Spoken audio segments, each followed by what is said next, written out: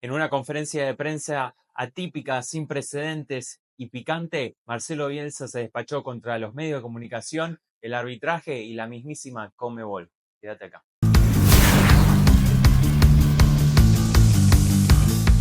¿Qué tal, gente? ¿Cómo andan? ¿Todo bien? Bueno, yo en el día de ayer estaba haciendo un vivo por la noche hablando de lo que generalmente discutimos, que es River, y muchos me empezaban a preguntar en la caja de comentarios qué opinaba sobre la conferencia de prensa de Marcelo Bielsa. Hasta ese momento no la había visto y por eso me llamaba la atención por qué tantas preguntas sobre un mismo tema no referido a River. Bueno, ni bien terminé el programa, lo que hice fue ir a la tele, ver qué es lo que había dicho el técnico de la selección uruguaya y sinceramente me quedé sorprendido, no por de quién viene, sino por el momento donde Marcelo Bielsa decide enfrentar los micrófonos, las cámaras a los periodistas presentes y despacharse a gusto contra un montón de situaciones que están enmarcadas dentro del ambiente futbolístico y que muchos vienen diciendo desde hace años, pero desde sectores no tan trascendentales, no desde el foco de atención, como en este caso un gran protagonista de una gran selección como lo es la uruguaya. Bueno, para quienes no hayan visto la conferencia de prensa, los invito a que vayan y la vean antes de mirar este video, porque la verdad es que es muy extensa. Marcelo Bielsa tiene un estilo para responder que es muy técnico.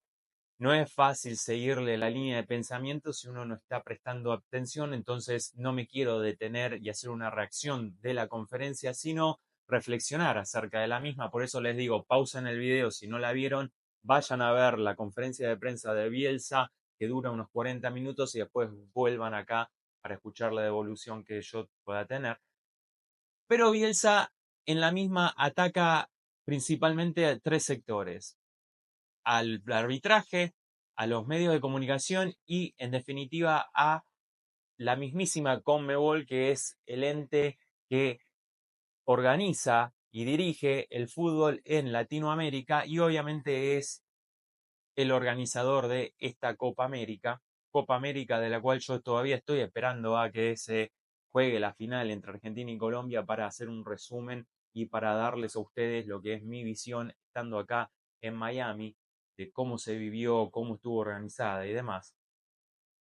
Pero Bielsa, obviamente, ante la eliminación con Colombia, con mucha polémica, con un final muy caliente, con los jugadores peleándose entre ellos, jugadores de Uruguay también atacando y agrediendo a gente que estaba en las tribunas, acusando que esa gente en las tribunas estaban agrediendo a familiares de los jugadores que también se encontraban viendo el partido ahí y demás. Habla sobre arbitrajes que castigan al reaccionario y no a quien genera una reacción. Esto dicho porque le preguntaron en la conferencia si temía sanciones para los jugadores en vísperas de lo que van a ser las eliminatorias. Entonces Bielsa respondía que sería una locura pensar en que pueden existir sanciones para el jugador de fútbol debido a que los jugadores reaccionaron ante la agresión en las tribunas de gente colombiana para con los familiares. Él mencionaba esposas, madres, hijos, etcétera. Pero apuntaba en líneas generales contra el arbitraje también por un arbitraje que, a entender de Marcelo Bielsa, no impartió justicia debidamente, ya que hubo 22 minutos que no se jugaron del partido y tan solo se adicionaron 7. Obviamente, con la autocrítica que lo caracteriza al ex entrenador de la selección argentina, él reconoce que no fue superior a su rival, aún entendiendo que Uruguay tiene mejores jugadores que Colombia. Eso obviamente corre por cuenta del técnico de la selección uruguaya. Pero a partir de esa autocrítica, él igual no deja de apuntar contra un arbitraje que fue por lo menos polémico en cuanto a muchas decisiones, y después me voy a meter un poco en lo que fue ese arbitraje, pero como dije antes, para Bielsa fue injusto porque tan solo se jugaron 22 minutos y sobre todo la segunda mitad prácticamente no se jugó. Después el técnico rosarino apunta contra los medios de comunicación Y acá es donde me parece a mí que está lo más importante y lo más jugoso de esta conferencia de prensa, porque Marcelo Bielsa expone un negocio que viene funcionando desde hace años, un negocio en el cual uno humildemente desde acá ha dicho en otras oportunidades que los medios de comunicación, en los medios tradicionales, sobre todo, es entretenimiento por sobre la información, es la defensa de intereses por sobre una opinión objetiva. Entonces, por eso lo que acusaba Bielsa, en sus palabras, es cómo la opinión e incluso las preguntas de los periodistas van dirigidas de acuerdo a los intereses que quieren proteger o a los intereses que quieren atacar, dependiendo de qué lado del espectro estés. Y esto ocurre mucho, por ejemplo, con los periodistas pertenecientes a un medio de comunicación que tiene los derechos de transmisión de una copa, como la Copa América en este caso, y los periodistas pertenecientes a un medio tradicional de comunicación que no tienen los derechos de televisación.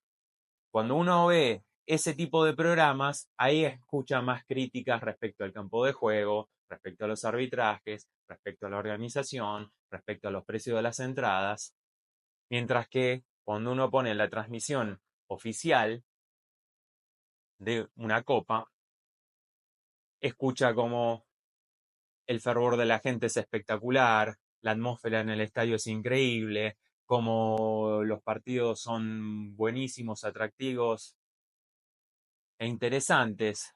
Entonces es increíble cómo de un mismo hecho pueden haber dos opiniones completamente polarizadas, ¿verdad? Bueno, eso es justamente a lo que se refiere Bielsa cuando habla de medios de comunicación que responden pura y meramente a intereses y no a convicciones. Obviamente esto generó la exaltación de los periodistas presentes. Hubo un muchacho que se levantó de la conferencia de prensa diciendo que de ninguna manera podía estar ahí avalando las palabras del entrenador de la selección uruguaya, lo cual también falta a la ética y al profesionalismo de ese periodista, porque en definitiva uno está ahí para escuchar la opinión del protagonista, uno no está ahí para imponer su forma de pensar. Podés estar de acuerdo o no, pero tu trabajo es recolectar las narraciones de quien está ahí para que les hagas preguntas. Si no, uno nunca se podría sentar a hablar con un político de un partido completamente opuesto al de uno nunca se podría sentar a entrevistar, de hecho, a un criminal por el mero y simple hecho de no compartir la opinión del otro o la forma de pensar o la forma de actuar. Pero bueno, es parte también de ese show corporativista que tienen los periodistas, que tienen los jugadores de fútbol, que existen en los distintos sectores, no es específico de un grupo determinado.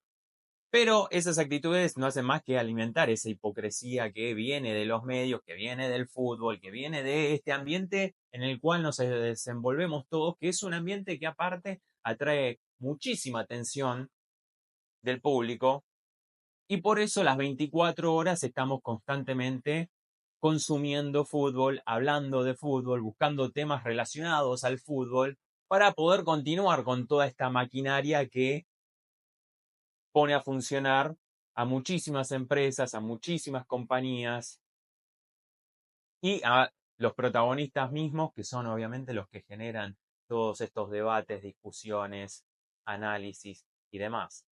Ahora, ¿esto tiene solución? ¿Esto va a cambiar algún día? Esto no, nunca va a cambiar. Los medios de comunicación, sobre todo los tradicionales, van a ser siempre regidos de la misma manera porque esto es por dinero. Esos medios tradicionales se sustentan a partir de las publicidades y obviamente que a partir de las publicidades, obviamente que a partir de las licencias, obviamente que a partir de los derechos de televisación, recaudan más dinero y ese es su principal objetivo, es recaudar dinero, no llevarles a ustedes la verdad. Entonces, el problema no está para mí en los medios de comunicación, sino en la gente que es la que tiene que entender que el periodismo es entretenimiento y no es información. A veces puede ser de las dos, sí, por supuesto que puede ser de las dos, pero en todo caso es información que puede entretener. Y un ejemplo muy fácil, cuando ustedes ponen cualquier programa de Teis Sports, cualquier programa de ESPN, y de lo que se habla constantemente son de las novelas en el mercado de pases de River o de Boca, como si Banfield, Talleres, Lanús, Estudiantes no estuvieran también reforzándose. Después un día arranca el campeonato, pones la tele y te enterás que Estudiantes contrató a un colombiano, te enterás que este jugador que estaba en tal lado ahora está en tal otro. Porque lo único que se habla es de River y Boca, un 90%. Y él se habló mucho de porcentajes en esa conferencia. En un gran porcentaje se habla de los equipos más importantes y después todos los demás pasan por abajo de una alfombra. ¿Y eso por qué es?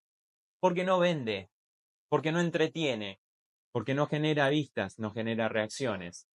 Entonces, ese es un gran ejemplo que yo encuentro para explicarles a ustedes que están del otro lado cómo la información en los medios tradicionales de comunicación es también entretenimiento. Traduciéndolo a una plataforma como YouTube, pasa también lo mismo.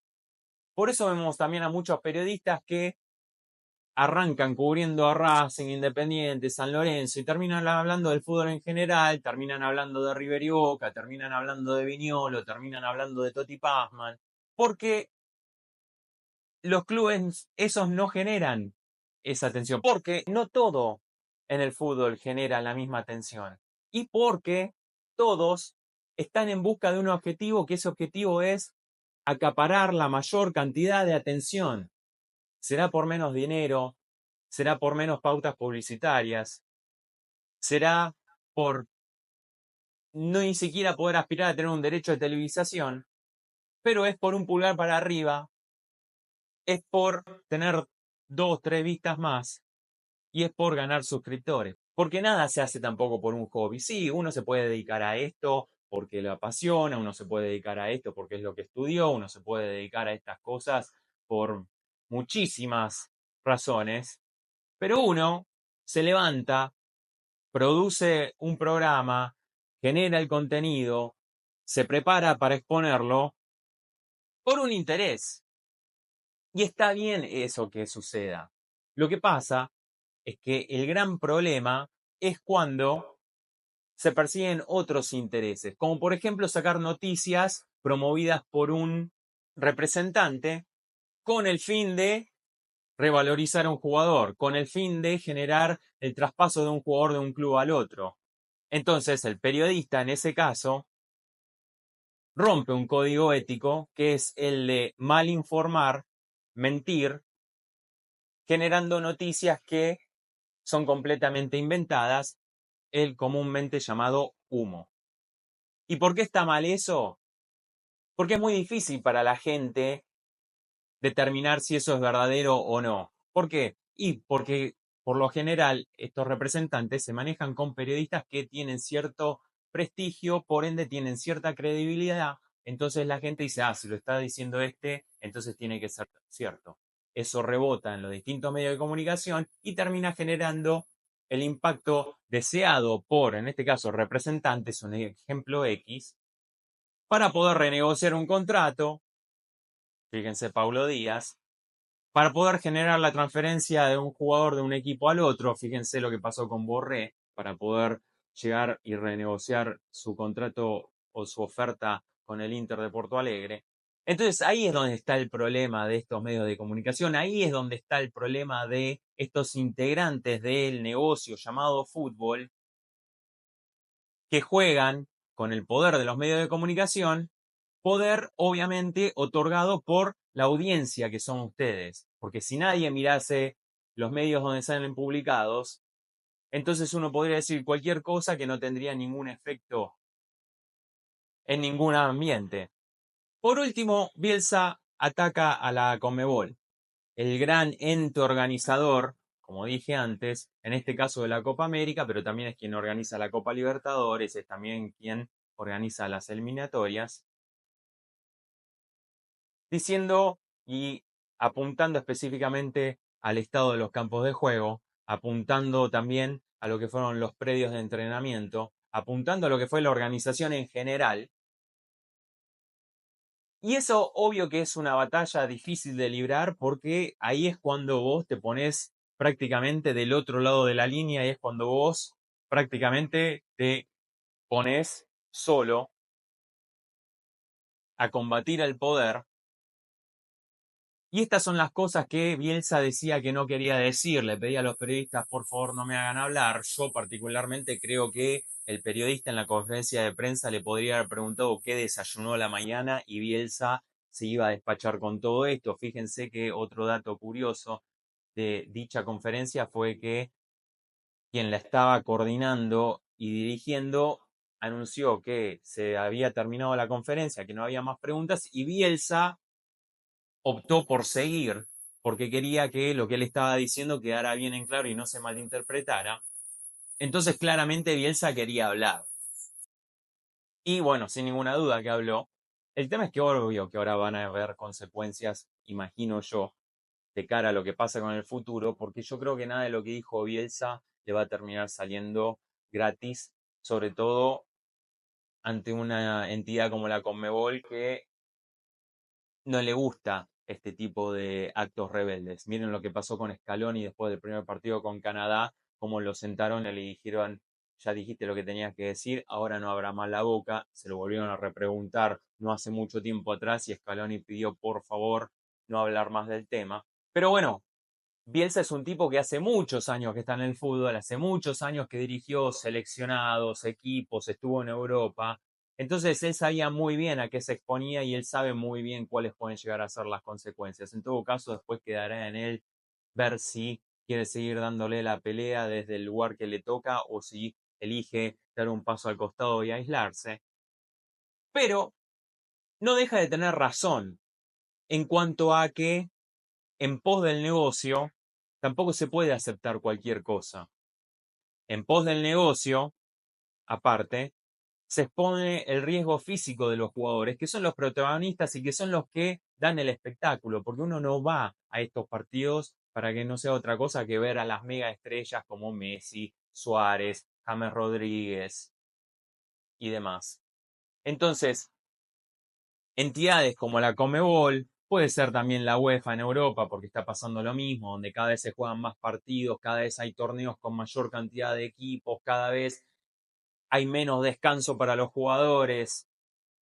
Por eso estamos viendo las lesiones que vemos, por eso estamos viendo también los niveles mediocres que vemos, donde los jugadores están muy cansados. Por lo menos en la Copa América no se está jugando a larga, en Europa sí lo están haciendo y hay equipos que ya vienen con 2 partidos seguidos jugando 120 minutos.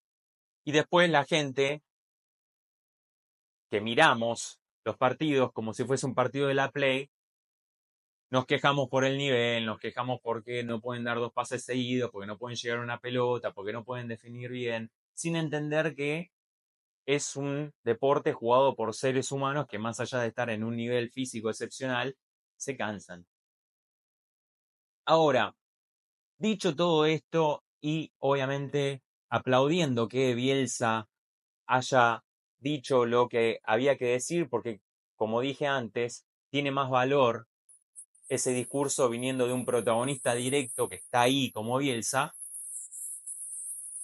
a que si lo dijera yo sentado acá en el living de mi casa. Pero también hay que ser honesto y hay que ser objetivo y hay que decir que Bielsa dijo todo esto porque perdió. Bielsa dijo todo esto porque el remate de Suárez pegó en el palo y salió.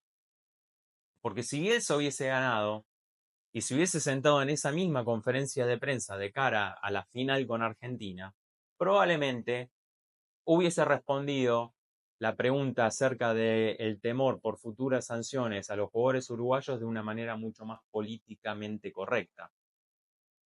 Bielsa también en esa misma conferencia habló de la sanción a los que reaccionan y no a los que generan la reacción. Esto ya lo dije antes por las agresiones en la tribuna, pero no dijo nada, por ejemplo, sobre la expulsión al jugador colombiano quien fue expulsado por reaccionar a un pellizco en la parte baja del pecho del jugador, generada por un uruguayo. Muchas veces decimos el fútbol es para vivos, el uruguayo sacó ventaja, lo pellizcó cuando nadie lo vio, generó la reacción y por eso expulsaron al colombiano y no al uruguayo. Bueno, eso a lo mejor hubiese corrido si este hubiese sido un partido de los 90 o principios de los 2000, pero en una época donde hay VAR, donde un jugador está mostrando la marca que tenía en el cuerpo, el árbitro tranquilamente podría haber pedido que la revisaran la situación y haber expulsado a los dos. Porque en la cámara se ve el agarrón del jugador uruguayo, claramente se ve, y después se ve la reacción del colombiano.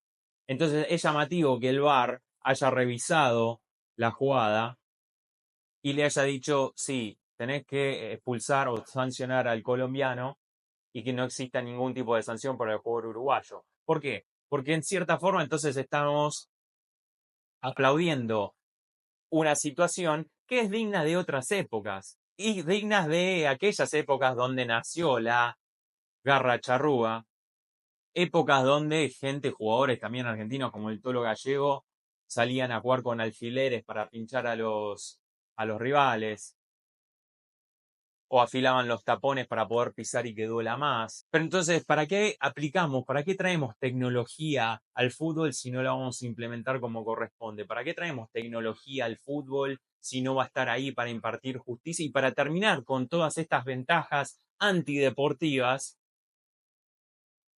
cuando después alzamos la bandera del fair play, cuando después pedimos que las selecciones demuestren en el pecho la bandera inclusiva y demás? Paz y amor para todo el mundo, pero después no sancionamos cuando se responde con violencia dentro del campo de juego. Después no sancionamos cuando se tratan de utilizar otras cosas para poder sacar ventaja. Después tampoco sancionamos cuando un equipo deliberadamente decide no querer jugar y hacer tiempo. Y no lo estoy diciendo específicamente por el caso de Colombia. Yo creo que Colombia, aparte, hablando pura y exclusivamente de ellos, es el mejor equipo hasta acá de la Copa. Jugó un muy buen partido con Brasil, terminaron empatando 1-1. Jugó un muy buen partido con Uruguay, lo digo en el sentido de la actitud, de la garra, de la presencia y obviamente eficacia, porque llegaron a convertir un gol, los uruguayos no pudieron. Y supieron aguantar el segundo tiempo con uno menos, haciendo tiempo, haciendo todo más lento. Esa es una estrategia más vieja o tan vieja como el fútbol mismo. En todo caso, Bielsa, con su experiencia, su conocimiento y con la jerarquía que dice tener desde su plantel, debería haber encontrado las armas para poder contrarrestar el esquema colombiano. Como dije antes, se dio que la pelota pegó en el palo y salió, se le dio que la pelota se fue afuera por poco y por eso Uruguay no pudo convertir.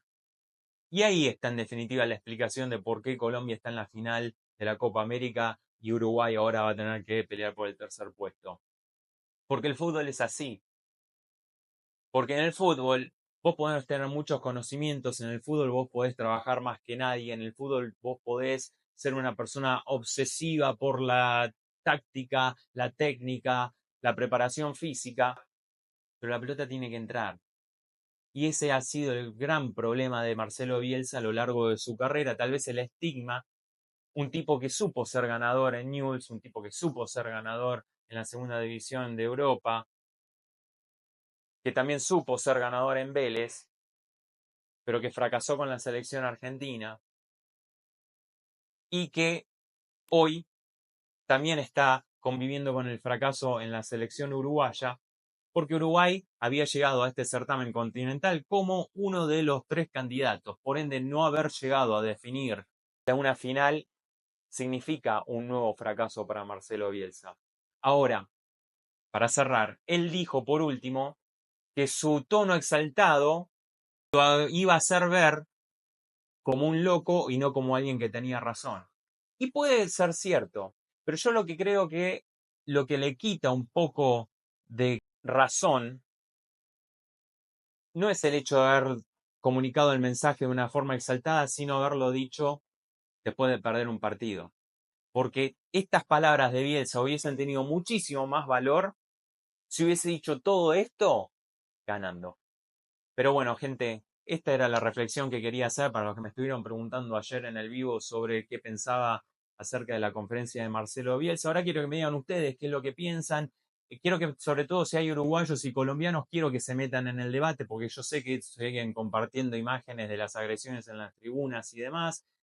Vamos a hablar de todo eso cuando termine la Copa América y haga un resumen general de lo que a mí me pareció este certamen. Pero bueno, hoy me quería enfocar pura y específicamente en las declaraciones del loco Marcelo Bielsa. Si les gustó este video, pulgar para arriba. Si no se suscribieron, suscríbanse. Así, además de poder seguir haciendo crecer la comunidad, que ya somos más de 4.000, podemos seguir hablando de las cosas que más nos gustan, que en este caso es el fútbol en general, pero sobre todo el queridísimo Club Atlético de River Plate. Cuídense, que tengan un lindo fin de semana. Chau, chau.